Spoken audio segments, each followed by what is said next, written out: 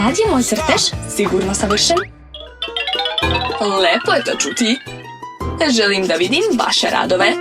Odlično, moj je potpuno spreman. Šta imam ovdje? Super je, zar ne? Pa ne bih tako rekao. Da vidimo šta drugi imaju. Nemoj da se ljutiš prevremena, Suzy. Emma, tvoj crtež mi se uopšte ne sviđa. Jedna nada za Lily. Jesam vam rekla da imam remek delo? To, pobjeda. Zaslužila sam je. Pa Lily, čestitam, novi iPhone ide tebi. Daj da ga barem pogledamo.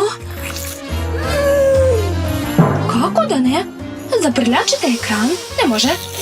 Šta je to? Izgleda da se moj telefon topi.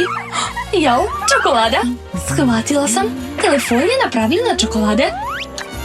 Srećom nije ništa shvatila. Čokoladni telefon to je još bolje nego pravi. Mogu da ga jedem? Hej, što me tako gledate? Neću vam dati. Cicija, nema veze. Znam kako da je naučimo pameti. Šta je to kod tebe, Emma? Sad ćemo topiti telefon Lily. Zašto to radiš, Emma? To nije fair. Sljedeći put ćeš se deliti. A meni je dalje lepo. Tvoj plan